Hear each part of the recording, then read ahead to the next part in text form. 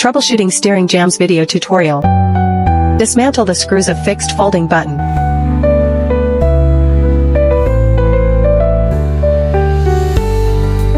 Then pull out the screws at the bottom of the fixed pole.